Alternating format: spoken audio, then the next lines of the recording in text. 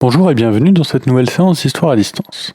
La dernière fois, nous avons vu comment se diffusait dans la société ce nouvel esprit scientifique, et aujourd'hui nous allons voir quelles sont les réactions à cet esprit scientifique qui se développe et se diffuse.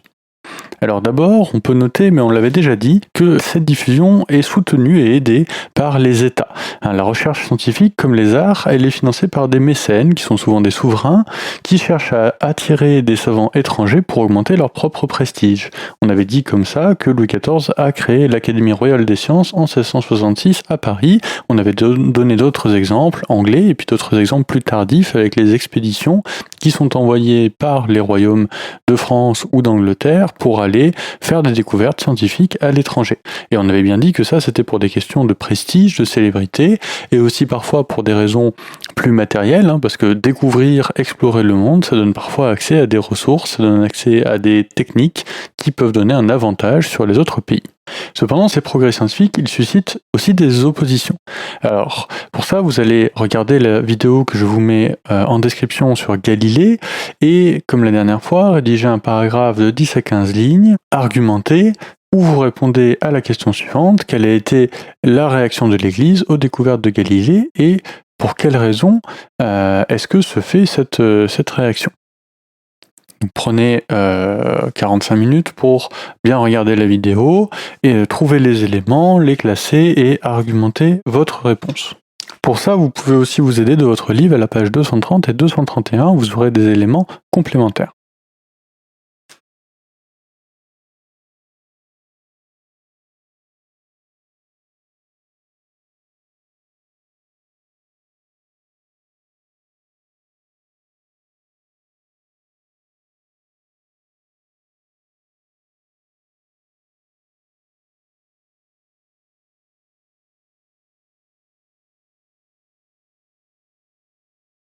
Alors, quelques éléments de correction. Cette fois-ci, je vous écris pas toute la correction parce que c'est quelque chose d'assez facile, mais je vais vous expliquer un petit peu ce qui se passe à l'oral.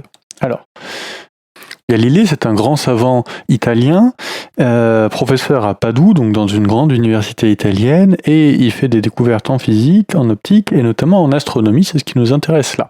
Et lui, il se fonde sur l'observation, puisqu'il a inventé la lunette astronomique qui permet d'observer les astres, c'est comme des grosses jumelles ou un petit télescope. Et donc à partir de ces observations, d'abord, il va faire la remarque que les calculs plus anciens de Copernic, qui était un savant polonais, étaient justes. Or, que disait Copernic? Copernic disait que le Soleil est un point fixe dans l'univers et que la Terre tourne autour du Soleil. Alors qu'à l'époque, tout le monde pense, et notamment les autorités ecclésiastiques, que la Terre est fixe, la Terre est le centre du monde puisqu'elle a été créée par Dieu, et le reste tourne autour. Donc, ces nouvelles conclusions auxquelles arrive Galilée, qui confirment par l'observation les théories coperniciennes, donc de Copernic, elles vont avoir un retentissement important, et notamment elles vont un petit peu déranger l'Église qui avait une vision bien différente et qui disait que la Terre est au centre de l'univers. Et ça va poser problème à Galilée puisque l'Église va essayer de le faire taire. Alors en tout cas, c'est ce que vous montrent vos documents et la vidéo qui vous dit que c'est parce que Galilée avait ces nouvelles observations que l'Église a essayé de le faire taire. En réalité, c'est un petit peu complexe, j'aimerais bien aller un peu plus loin avec vous, c'est pour ça que je ne fais pas de correction tout à fait écrite par rapport à ce que vous avez écrit, parce que voilà, je pense que vous avez bien vu ce qui était dit dans vos documents, et j'aimerais aller un peu plus loin.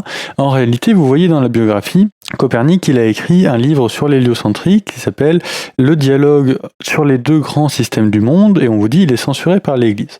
Et effectivement, il est censuré par l'Église, mais ce qu'il faut noter, c'est que ce dialogue, il lui a été commandé par le pape.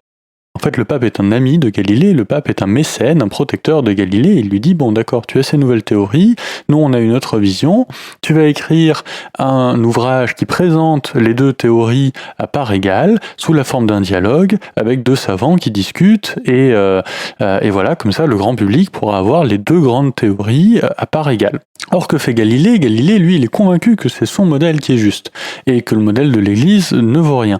Donc ce qu'il fait, c'est que dans ce dialogue, il montre un savant qui défend le modèle galiléen ou copernicien, et puis à côté, celui qui défend le modèle de l'Église, il est appelé Simplicio. Simplicio, ça veut dire simplé, ça veut dire débile en fait, si vous voulez, en italien, et donc il l'appelle vraiment débile, et il lui fait dire ce que dit l'Église. Mais si vous voulez, c'est ça qui va vraiment pas passer. C'est pas seulement que Galilée a un système qui est différent, mais c'est surtout qu'il veut absolument montrer la justesse de ce système. En fait, l'Église déjà, par exemple, n'avait pas attaqué Copernic directement quand il avait proposé sa vision des choses, et Galilée n'a pas été non plus attaqué quand il présente sa vision des choses, mais par contre, quand il veut dire que c'est la seule qui est vraie, parce que c'est le cas, il a bien réussi à la montrer scientifiquement, là, l'Église n'est pas d'accord. L'Église aimerait qu'il puisse y avoir deux visions, la vision scientifique de Galilée et puis la vision de l'Église à côté, et puis dire les deux se valent. Or Galilée dit non, et vous l'avez bien dans les documents, Galilée dit l'Église doit s'occuper des choses de l'Église et pas d'astronomie, et puis l'astronomie elle doit être laissée aux scientifiques. Donc c'est seulement les scientifiques qui doivent s'en occuper, l'Église elle a rien à dire. Et ça forcément c'est ça que l'Église ne va pas aimer. Qu'on lui retire le droit de s'exprimer sur quelque chose qu'elle pense être de son domaine, c'est-à-dire l'astronomie.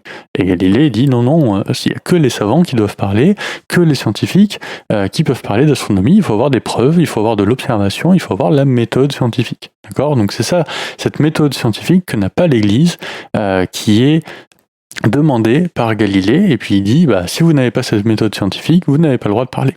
Alors du coup, Galilée, vous l'avez bien noté, il est condamné par le Saint-Office en 1633 et il doit, par exemple, abjurer, c'est-à-dire renoncer publiquement à sa théorie de l'héliocentrisme, et puis il est assigné à résidence par l'Église. Donc, on va noter que l'essor de l'esprit scientifique entre en contradiction avec certains dogmes de l'Église. On note l'exemple de Galilée.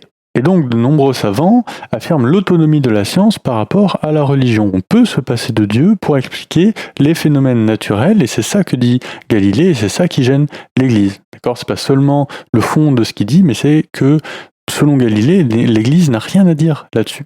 Voilà. On note un deuxième paragraphe, cependant, en montrant une continuité. Les recherches récentes ont tendance à minimiser cette opposition entre les sciences et l'Église, d'accord ? Puisque tous ces scientifiques, la plupart restent croyants, alors pas tous, notamment à l'université de Padoue, vous avez des scientifiques qui sont athées, mais la plupart de ces scientifiques sont tous croyants, et certains ordres religieux, notamment les jésuites, vont être des acteurs principaux de la révolution scientifique. Les collèges jésuites sont un haut lieu d'apprentissage de la science. Donc tout n'est pas tout noir ou tout blanc.